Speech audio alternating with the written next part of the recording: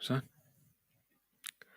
أعوذ بالله من الشيطان الرجيم. بسم الله الرحمن الرحيم. الحمد لله رب العالمين، والصلاة والسلام على رسوله الكريم وعلى آله وأصحابه أجمعين. رب اشرح لي صدري ويسر لي أمري واحلل عقدة من لساني يفقهوا قولي.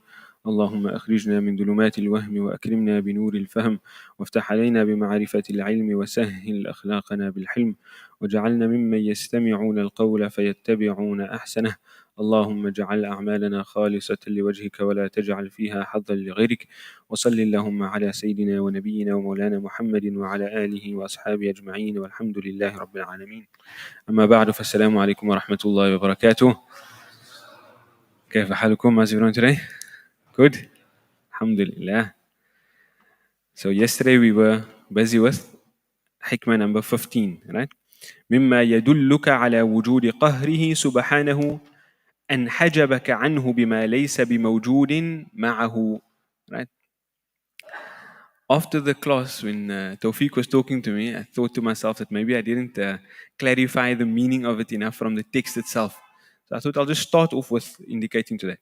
So what he says is, from those things that indicate to you the existence of Allah subhanahu wa ta'ala's quality of being compelling, or Allah's compelling nature, is that He veiled you from Him, that He, Allah, causes you to be veiled from Him, Himself, بما ليس بموجود معه, with what does not have existence with Him. Right? And I explain this idea of existence with Him, that being essential existence, right? Tied into one's essence. That means Allah subhanahu wa ta'ala cannot not exist. Allah subhanahu wa ta'ala has existence, and His existence does not come from other than Him. Whereas the existence of everything other than Him is mustamiddun minhu. It flows forth from Him. It is wujud dhilli. It is a shadow of the existence of Allah subhanahu wa ta'ala. So He's telling you that Allah causes people at times to be veiled from Him, right? With something that doesn't have within itself the capacity to veil. Just like the shadow of a thing cannot veil the thing that it is a shadow of. Right? You have the real and the shadow. The shadow doesn't have the capacity to veil the real. Right? The shadow doesn't have the capacity to veil the real. A shadow of one thing might veil something else. Right? But the shadow of a thing cannot veil that thing. So He's telling you, something that doesn't have the capacity to veil, it veils you. Or Allah subhanahu wa ta'ala uses that thing to veil you. That is a sign of Allah subhanahu wa ta'ala being in control of everything. Because were it not Allah that's causing you to be veiled by this thing that doesn't have the capacity in and of itself to veil you from Allah, then you would not be veiled at all. So He's telling you that when you see this thing that doesn't have in its ability the capacity to veiling you, then you must know that there's some other being at play causing you to be veiled. So He's essentially telling you, when you find yourself veiled from Allah, the fact that you are veiled from Allah subhanahu wa ta'ala is telling you that Allah is. So He's telling you, after you realize that what is veiling you from Allah doesn't have the capacity to veil you from Allah subhanahu wa ta'ala, then the value of that veil falls away. I don't know if the more I'm explaining it, the more complicated it's sounding. Let me say it again simply. Here's the thing. It could be anything. This thing doesn't have the capacity to do something, but it seems to me like it's doing that thing. But I know it doesn't have the capacity to do that thing. Rationally, I will conclude that there must be something else that is bringing about the effect that I'm perceiving. That's simple enough. Right? So He's telling you, that thing that's veiling you itself, the very veil, is indicating to you that Allah subhanahu wa ta'ala is in control of everything. So how can you still be veiled after that? He's telling you, if you look at anything in the world that's going to indicate you to Allah, the very thing that veils you from Allah subhanahu wa ta'ala is also telling you that Allah subhanahu wa ta'ala is in control. So after that, how can you still be veiled? That's essentially what he's getting at. Right? How can you still be veiled? The next hikmah is like a supportive hikmah. It supports this one. It emphasizes its meaning, but he just unpacks it more. Right? So he says, is that one, is 15 clear now? Right, okay. Number 16. كيف يتصور أن يحجبه شيء وهو الذي أظهر كل شيء. How can it be conceived of that something veils him? How can you imagine that something will veil him? وهو الذي أظهر كل شيء. When he is the one that gave everything ظهور, that he made everything apparent. Right? So,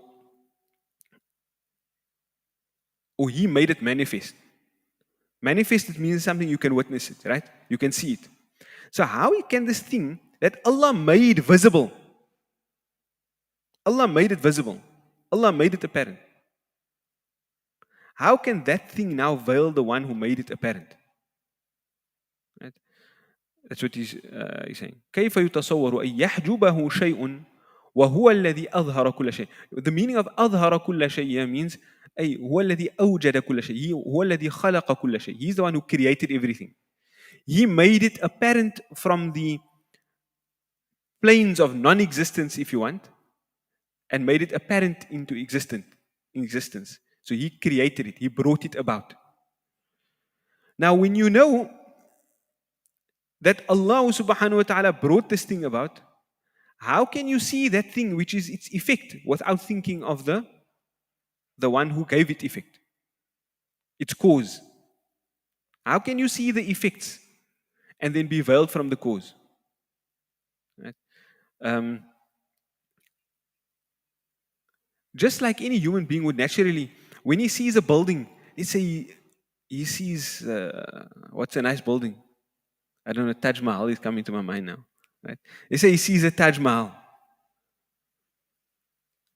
And then he looks at the Taj Mahal and he says, wow, he sees this whole thing. But he never for a moment thinks about the person who actually made that Taj Mahal. And he in his mind, he actually rejects that there's somebody that made the Taj Mahal. He sees, no, the be-all and the end-all is this Taj Mahal. Right? Or whatever. There's a beautiful masjid that we're in. Right? He thinks to himself that this masjid is all the be-all and the end-all. There was nothing that brought this Taj Mahal about. Wouldn't you consider that person to be a fool? When the building is only an effect of its creator. And so the angle of proof in this is that every single thing that we see around us, every single thing that we witness of physical, of material things, it was preceded by non-existence. Right? And a non-existent thing cannot bring itself about. Therefore, some other being must have brought it about. And if that same reasoning applies to the entire universe, right? And there's different ways of proving that the universe at one point did not exist. The most common one nowadays is the fact that the universe is expanding. And so if we go back in time, it must have been. If we go in reverse, it would be contracting. Science might tell you to a singularity, right? Until the entire universe was one thing. And then from that being that one thing, it came about. We will say, no, firstly, where did that one thing come about from? Right? What was the point before that there was a singularity? Or we might ask the question, well, why did it not remain as it was for eternity before that? Who made the Big Bang? Bang. Right? But there's other philosophical arguments that will prove to you that whatever we see around us at one point didn't exist. So the question then is, if we consider the whole, how did that whole, everything witnessable physically, come into existence from non-existence? It could not have brought itself into existence. Therefore, another being must have brought it into existence. If the being that brought it into existence also began to exist, right, then either you're going to end up in a never-ending chain, an infinite regress argument, which is logically fallacious. It's impossible. Right? Because you're saying things are all dependent on things that are dependent on other things. But really, there's no basis to their dependence. That's impossible. Or you're going to say it brought itself into existence. But the meaning then would be that it didn't exist. And this thing that didn't exist did something, which was bring itself into existence. And that's even more fallacious. Right? So the only option that you're left with is that it was brought into existence by something that did not begin to exist. And that is Allah. Right? So, what indicates that to you? Every single thing in existence, by its mere existence, right, and its nature as changing, indicates to you that it is basically shouting out to you that Allah is. By the mere fact that it exists, and the nature of its existence is such that it didn't always exist, it is shouting out to you that Allah is. So He's telling you, when the very things that you are looking at are shouting out to you that Allah is, how can you imagine that this thing will fail you when it's indicating to you that Allah is? How can the very proof that Allah is fail you from what it's trying to prove to you? Saying, how can you conceive of this? It doesn't make sense. Then he says, كيف يتصور أن يحجبه شيء وهو الذي ظهر بكل شيء. How can it be perceived that a thing would veil Him, that a thing would veil Allah, basically render you unable to witness Allah subhanahu wa ta'ala?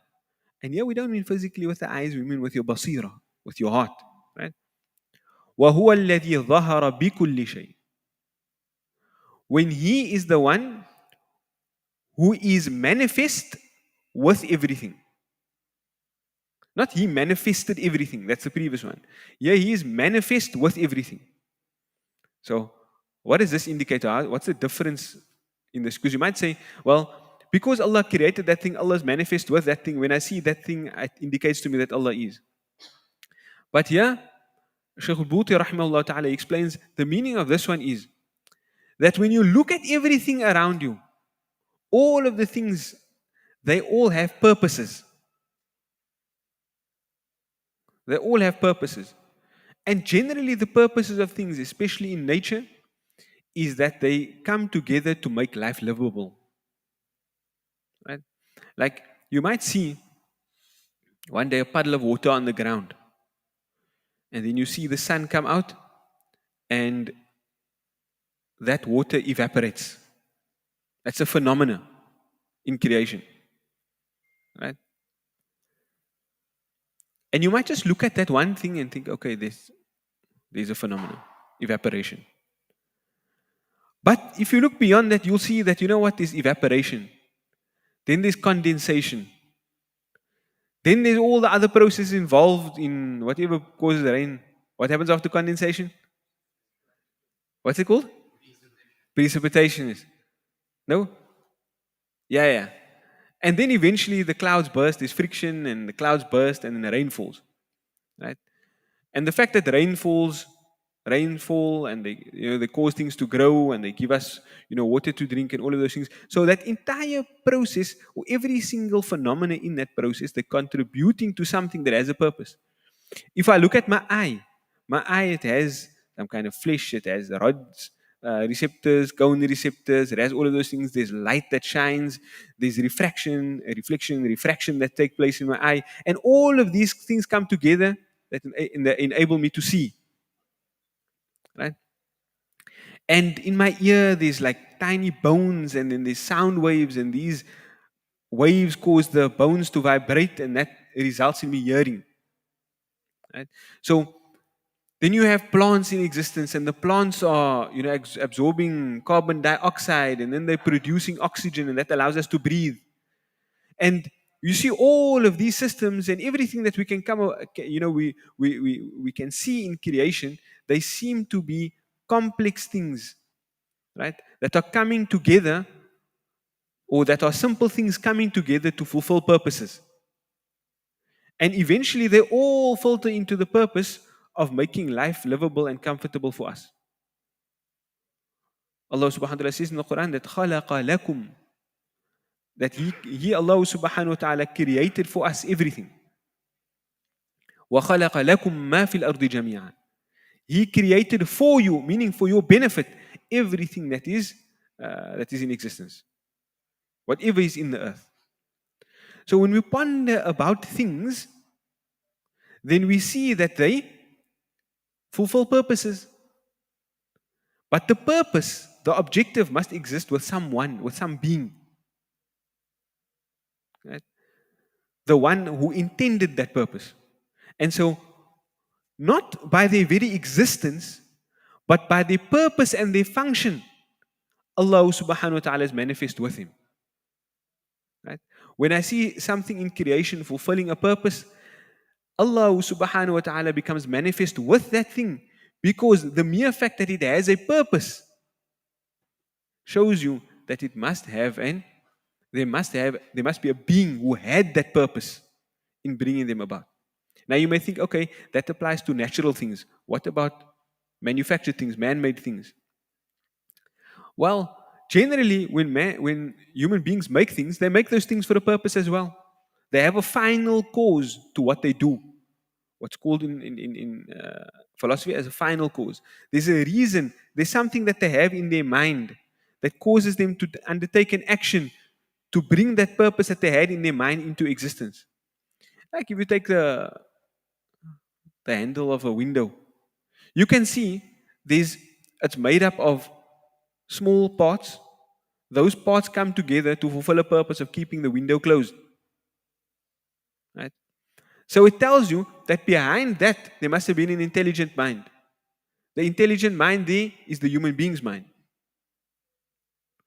But the human being also had a purpose. And he's a natural thing. And so it takes you back to Allah. Right? Or you may say, well, then what about art?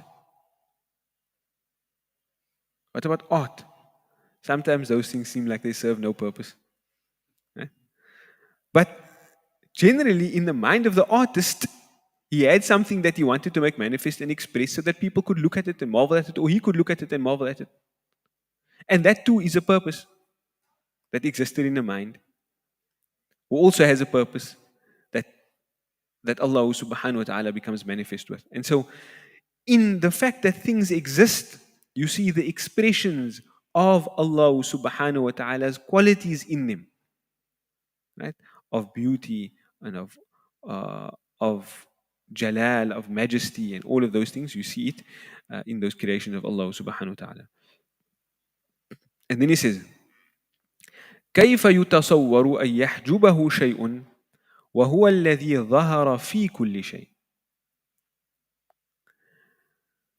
How is it possible? How is it possible that a thing veils him when he is the one who is manifest in everything?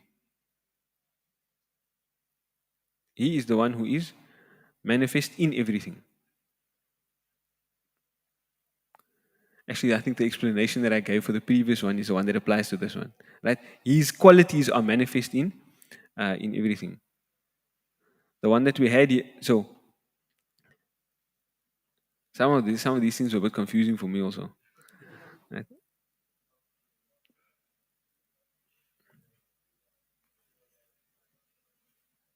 No. Yeah, I just mixed it up at the end. from the explanation of Shaykh Buti. Shaykh Buti's explanation is that ظهر بكل شيء is that in the fact that the thing has a purpose, in the fact that the thing has a purpose, that indicates to the tadbir and the order that stems from Allah subhanahu wa ta'ala. As for this one, هو الذي ظهر في كل شيء, is that in everything that exists, you see the qualities of Allah. Right? Like Jamal, etc. You look at the flower, you see beauty in the flower. You look at the mountains, you see majesty in the mountains. All of those things. In Allah subhanahu wa ta'ala being manifest in the thing is that you see Allah subhanahu wa ta'ala's qualities manifest in those things. Then he says, كيف يتصور أن يحجبه شيء وهو الذي ظهر لكل شيء. How is it possible to conceive that a thing will veil him when he is the one that is manifest to everything? Right? So you might think, well, how is Allah manifest to everything? What he means hereby is that Allah subhanahu wa ta'ala is manifest to everything, or rather everything has the capacity to see the manifestation of Allah subhanahu wa ta'ala. Human beings, by the nur of their aql, of their minds, they are able to do this inference like I explained before. But then you may think to yourself, well, how is Allah manifest to the wall? How is Allah manifest to the trees? Right? So there, Allah subhanahu wa ta'ala is manifest to them. We don't have a rational proof for that. But we know that on account of the fact that Allah subhanahu wa ta'ala informed us of that. Right? And also, you can also see that in the fact that they fulfill their natural orders. Right? So, one ayah that might indicate to that is where Allah subhanahu wa ta'ala says, وَإِن مِّن شَيْءٍ إِلَّا يُسَبِّحُ بِحَمْدِهِ. There isn't anything except that it makes tasbih of Him. Right? What does tasbih mean? I heard Maulana Khalil unpacking it for you last night. Right? وَإِن مِّن شَيْءٍ إِلَّا يُسَبِّحُ بِحَمْدِهِ وَلَكِنْ لَا تَفْقَهُونَ تَسْبِيحَهُم. But you don't perceive, you don't understand their tasbih.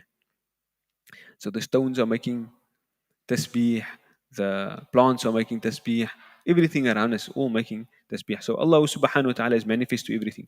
To the human being through the nur of his aql. Right? And to everything else through a special nurun rabbani, a special illumination that Allah subhanahu wa ta'ala gives to it, and we don't understand the nature of that. That's what Allah subhanahu wa ta'ala tells us in the Quran about it. لكن لا تفقهون تسبيحهم. Can Allah subhanahu wa ta'ala open it up to some people that they experience that? Yes, of course. Inanimate things would greet Rasulullah sallallahu alayhi wasallam. The tree would cry for him sallallahu alayhi wasallam. So Allah subhanahu wa ta'ala, and not only did he sallallahu alayhi wasallam hear it, but even the companions in the masjid would hear it. Right?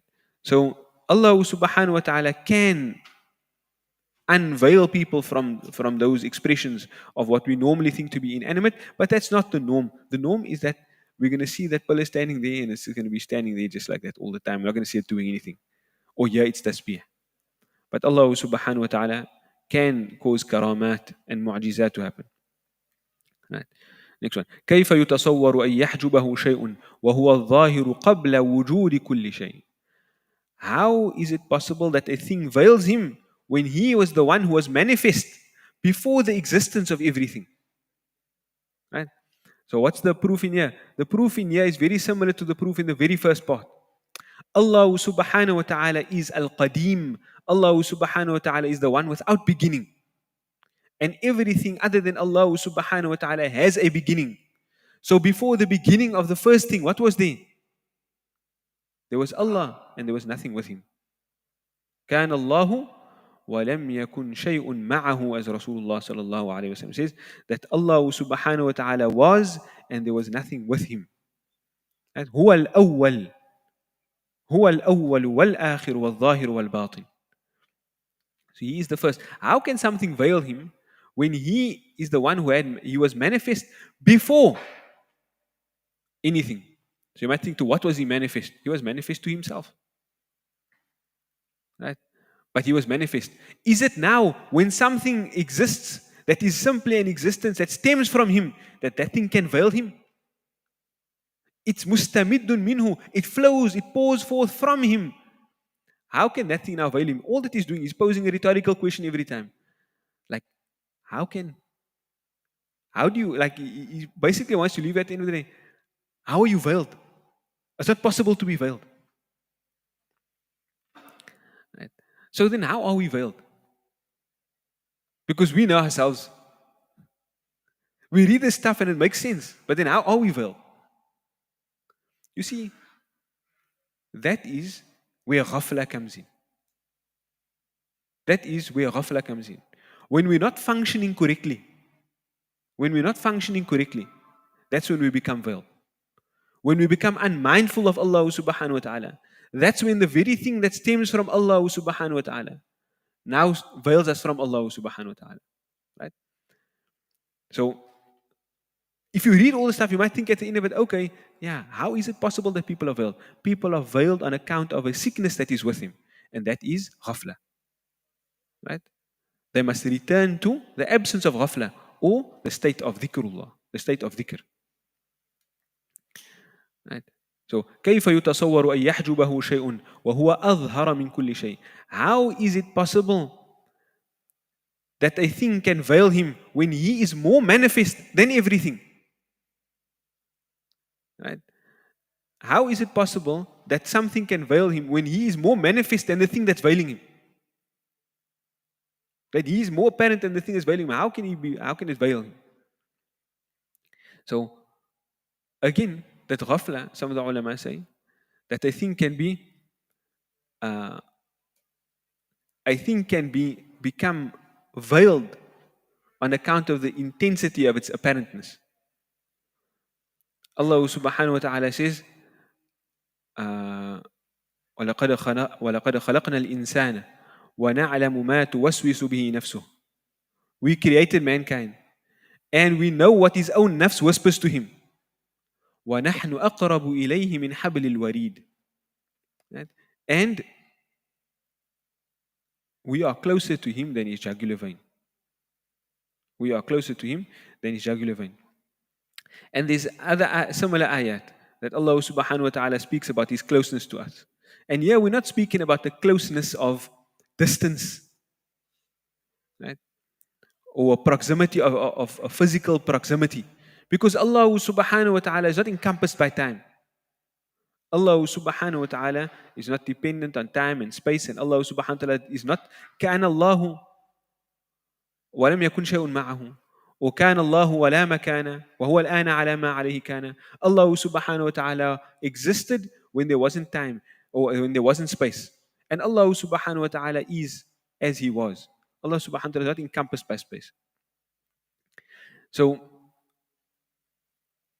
Allah subhanahu wa ta'ala not being encompassed by space, and He never was and He never will be.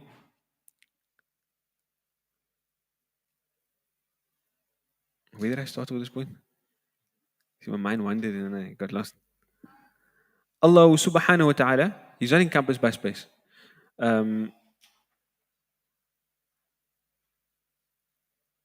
What is the point I was making before this? When Allah subhanahu wa ta'ala is more manifest in, how can something veil us from Him when Allah subhanahu wa ta'ala is more manifest than the thing that is veiling? Or then Allah is more manifest in everything? I can't remember. That point will end there. But yes, وَنَحْنُ أَقْرَبُ إِلَيْهِ مِنْ حَبْلِ الْوَرِيدِ. We're not talking about, that's what I was talking about.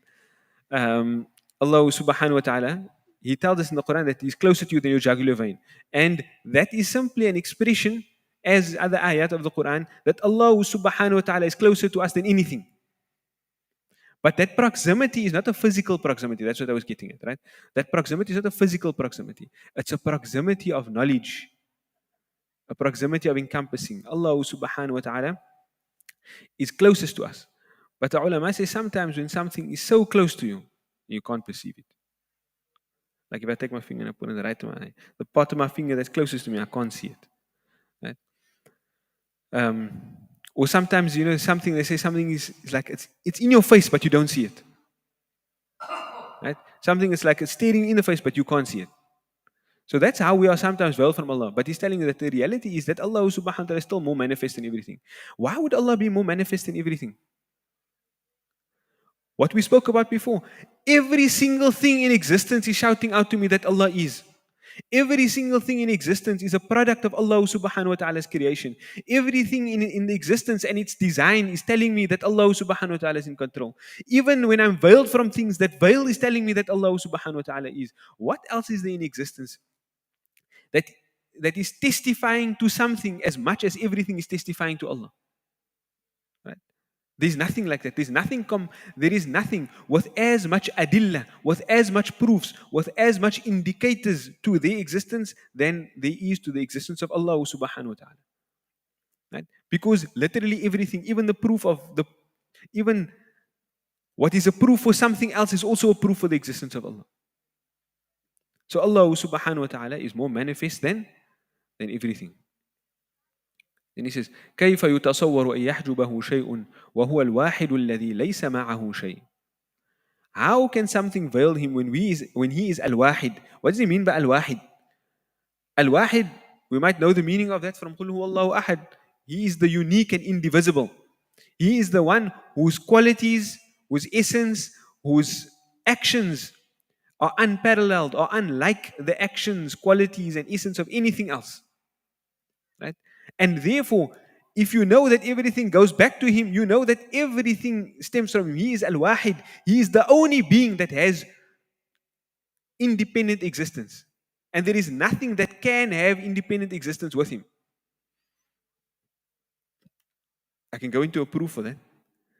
The proof for that is that if there were another ilah with him, as Allah subhanahu wa ta'ala says in the Quran, لَوْ كَانَ فِيهِمَا آلِهَةٌ إِلَّا اللَّهُ لَفَسَدَتَا. Right? If there were an ilah other than Allah subhanahu wa ta'ala, if they were in the heavens and the earth, an ilah other than Allah subhanahu wa ta'ala, لَفَسَدَتَا, then they would not exist. Some ulama, they differ. They say that is a facade of order, that there would be corruption in the land, there would be disharmony. Others say, no, what it means is that if it were rationally possible that there be another ilah, another being with the qualities of Allah, then the heavens and the earth would not exist at all. But the fact that something exists, it tells you that Allah is one. So how is that? How is that? So I'm going to explain to you that proof. Right? The proof for that is that something coming into existence is dependent on a power that brings it into existence and a will for it to exist. Right? And the will to bring it into existence. So he says, if you consider that there's two ilahs, right? Then each of them must have the independent will. If they don't have independent will, then there's only one will. And the other one, the one that is subject to the other one, cannot be the ilah.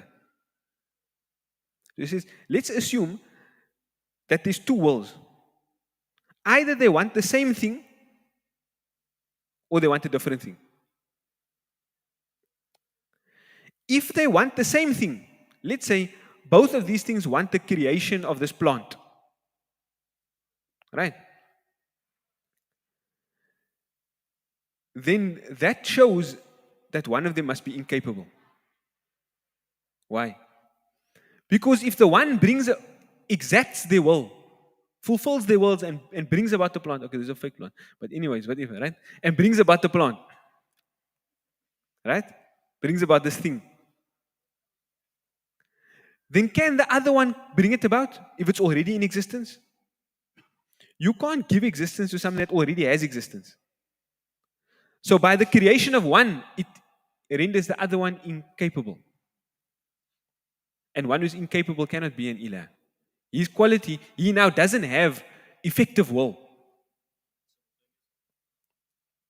Can they simultaneously bring about the same? How can they simultaneously bring about the same?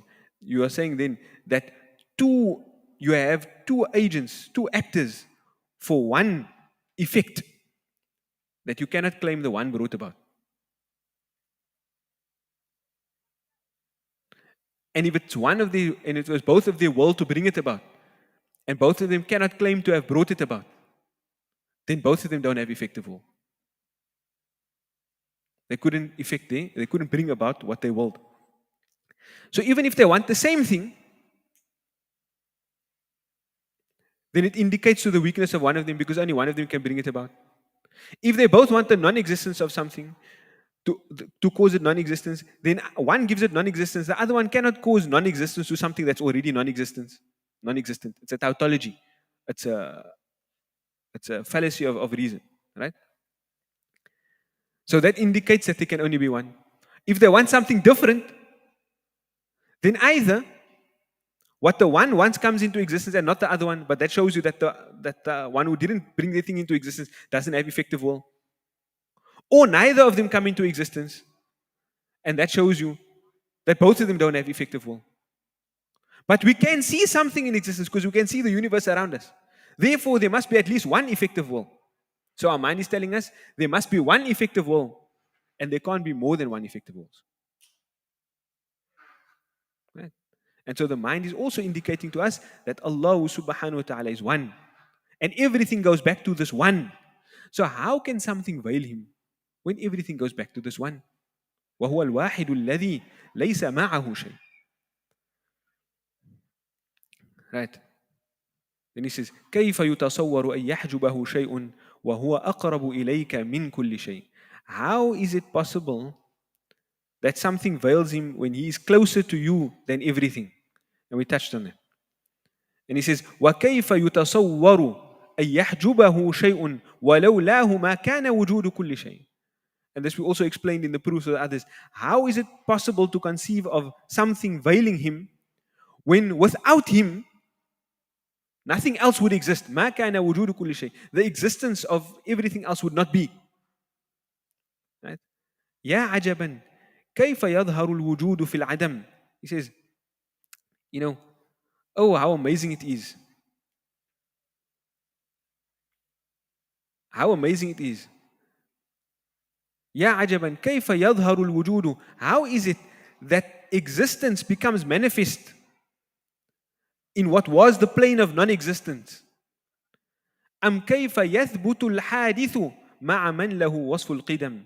Or how is it that a thing that begins to exist, right, it becomes apparent with that which has the quality of being ever existent? How is it that the contingent thing or something that begins to exist becomes established alongside the one who has the attribute of eternity, the one who has no beginning? What's he telling you? How is it possible that this thing that had non-existence can be set up in your mind alongside the thing that has a real existence? Right? Or in other words, how can you take this thing that has wujud dhilli, that only has wujud, that stems from Allah subhanahu wa ta'ala, and set it up to be a rival with the one who has a real existence, the one who brought it about? You understand? How can you take this thing that in reality doesn't have existence of its own, which is literally everything in the universe, that doesn't have existence of its own, and then set it up as a rival for the one who gave it existence, the one who has no beginning? Because the one who has no beginning is the source of everything that has a beginning. So he's telling you, how is all this possible? Essentially, he's asking you a rhetorical question that's telling you, don't be stupid. Allah is. And just like you cannot reason as to how something can veil you, right? You realize, well, I can't be veiled. But then how is it that I am veiled? Goes back to the previous one. The fact that I am veiled reminds me that Allah subhanahu wa ta'ala is in control. I'm in a state of ghafla. And I need to come out of that. I need to turn back to Allah subhanahu wa ta'ala. Right? So he's basically telling you everything in existence is indicating to you that Allah is. And everything in existence is unveiling you from the existence of Allah, is making Allah subhanahu wa ta'ala manifest. So how is it that the very thing that is making him manifest, you are being veiled by it? Doesn't make sense. How is it that I am being veiled from the very thing that is unveiling me? Doesn't make sense. So he's essentially telling you, the state of ghafla, it doesn't make sense. Don't be there. Being in the state of ghafla, unmindful of Allah subhanahu wa ta'ala, it doesn't make sense. So don't be there. Be in a state of dhikrullah. Right. Then he goes on to speak about the adab of the arif. What is the conduct of the knower of Allah subhanahu wa ta'ala? Now you come to the point, you know that you must know Allah. Right? And it's stupid, it doesn't make sense to be heedless of Allah. So what adab must you have with Allah? How should your conduct be with Allah? Right? So the first thing he says is, ما ترك من الجهل شيئا ما ترك من الجهل شيئا من أراد أن يحدث في الوقت غير ما أظهره الله فيه. And I spoke a little bit about this yesterday. He has not left of ignorance anything. Who's the doer? Who did not leave any morsel of ignorance? He says, that person who desires in any given moment, or that occurs in any moment other than what Allah subhanahu wa ta'ala caused to occur in that moment. He says, anybody that wants to occur in a moment other than what Allah actually caused to exist in that moment, that person has not left even a morsel of ignorance. He's telling you that person, if I were to phrase this differently, that's maybe more understandable English, is that if you're finding yourself, if Allah caused something to happen, and you are desirous, your heart is stuck to other than that having happened, then the person who desires that, he is a full ignoramus. Right? He hasn't even left, if he hasn't left the smallest bit of ignorance, that means he's full of all arrogance, of all ignorance. He's basically a complete ignoramus. Right? So he's telling you, the person that wants other than what Allah caused to happen is a complete ignoramus. And you can consider that from many angles. Why? Because he's imagining that there is a will that is better than the will of Allah, that is more beneficial to him than what Allah already willed, that is wiser than what Allah already willed. So he's telling you, that person who wishes for other than what Allah caused, he's a full ignoramus. Right? He doesn't even have a bit of intelligence. Right? So the tuhma in that, the lack of adab with Allah in that, is that the person that desires other than what Allah brought about, is that he imagines to himself that there is something that would have been more beneficial for him. He imagines to himself that there is something that would have been wiser. Right? And what wisdom is there greater than the wisdom of Allah? What benefit is there to be had other than what comes to you from Allah subhanahu wa ta'ala? And this meaning is encapsulated in a hadith of Rasulullah sallallahu alayhi wa sallam, where Rasulullah sallallahu alayhi wa sallam tells us that inna lawan min amali shaitan, that saying if only, if this and that, that is from the actions of shaitan. Right? When a person looks back and says, how I wish it was a different way. If only this had happened, if only that had happened, if only I had this, if only I had that, if only I did this, if only I did that, if only somebody else was a different way. Right? If only things weren't how they are. Right? Rasulullah sallallahu alaihi wasallam, that opens up the actions for shaitan. That is the door to letting shaitan in. Right? So he's telling you the first adab with Allah subhanahu wa ta'ala is that you never desire other than what Allah already brought about. Right? And again, just to reiterate what I already mentioned yesterday, what does that mean? When we see a circumstance manifest, right? Whether it be poverty or struggle or whatever situation that is, right? Sometimes it's very difficult for our hearts, like what's happening in the world, what's happening in Syria, what's happening in Palestine, what's happening in Gaza at the moment, what's happening in Sudan, what's happening in Libya. You sometimes, you think to yourself, subhanAllah, it's like too much, man. You can't handle it. The craziness, the disorder that's happening in the world. And the next step might be that you wish it away. I wish it wasn't how it is. Right? The person that has that wish, you see, that wish can be had in different ways. That wish can be that I desire to end that circumstance in the future. Right? I wish that it's not like that, meaning going forward, it's not like that. That's okay, because you don't know what Allah made manifest in that moment. It could be that this very next moment, all the suffering in the world will end. I can wish for that, but that's a wish in the future. But that I think that there is something better than the world being today in the state that it is. That is where there lies a criticism or a suspicion of what Allah subhanahu wa ta'ala brought about. And the believer never goes to that. The believer tells himself that this situation that we are in, this is the situation that Allah wanted us in. And if Allah wanted us in the situation, then there is good for us in the situation. Why? Because Rasulullah sallallahu alaihi wasallam taught us, عجبا لأمر المؤمن إن أمره كله له خير وليس ذلك لأحد إلا للمؤمن.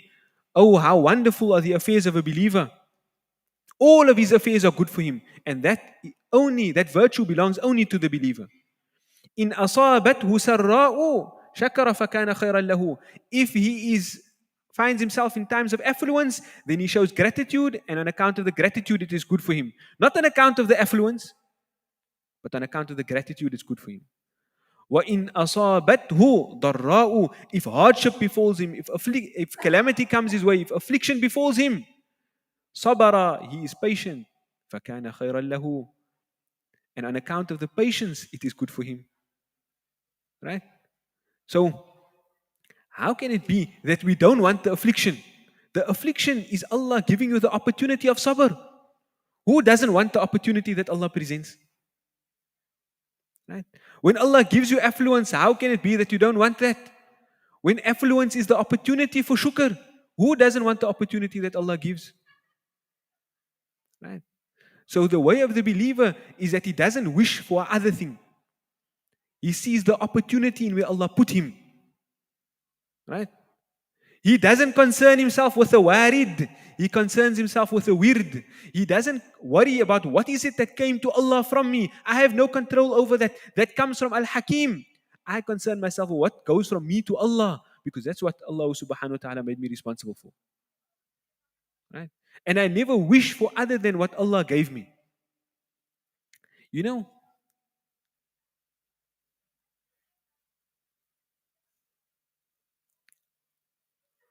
I was thinking of Baytul Maqdis and its situation. Right? And I was thinking about my interaction with Muslims the world over, wherever I've been. Right? And I think that on account of the suffering that we are subject to, there is more Islam and connection with Allah subhanahu wa ta'ala than I knew before. Right? My most recent experience of that was when I was in Syria. In the places that were under constant jihad for the last 14 years, literally being bombed and people driven out. It's so apparent how there's more connection with Allah subhanahu wa ta'ala there than there is in the cities that were unaffected. Now, what would you want? Would you want the absence of calamity with the absence of that connection with Allah? Or would you prefer the calamity with the connection to Allah? Only the believer will realize that the calamity with the connection to Allah is far, far better than affluence without that connection. In fact, the one who's sitting in that calamity, and this I experienced as well. One of the mashayikh that we met, Sheikh Abdul Alim, he was here. We met him. We didn't go out to find him actually. We met him by coincidence or by the design of Allah subhanahu wa ta'ala here in Cape Town. Why did he come to Cape Town? In fact, he went to Durban first. Why did he go to Durban? He was there for the Ijtima. For da'wah. He said, no, these people do da'wah, I'm going to go there to do da'wah. Now you think to yourself, Like, why is he concerning himself with da'wah? If they in so much turmoil, so much trouble, because they were in that turmoil, in that calamity, but they have a strong connection to Allah subhanahu wa ta'ala. They looking at everybody else and thinking, subhanallah, what do you have? We need to call you to Allah. Whereas we're looking at them and thinking, what do you have? Your building is broken. It's ajib. Right? And this is just an example. I'm serious. Like, he came here to do da'wah. When we were there, when we were there, we're meeting people like in refugee camps. Right? And they asking us, how's the da'wah scene in Cape Town? Like, are you calling the non-Muslims to Islam? There, where they don't have food to eat, they worried about the iman of people here. Because they see the benefit of it. They have experienced the value of it. So, yes, in future, it's natural that we want benefit for everybody. So going forward, we would want that the difficulties removed. And in fact, we will contribute and invest in that. But we don't wish that the situation that brought them there, we don't wish that away. Right? And any calamity that leads to closeness to Allah is in fact, it is a benefit. And any affluence that distances you from Allah subhanahu wa ta'ala is in reality a calamity. Right? So your first point of adab with Allah subhanahu wa ta'ala is that you have humility with Allah. Don't think you know better than Allah. Don't think you know better than Allah. Right?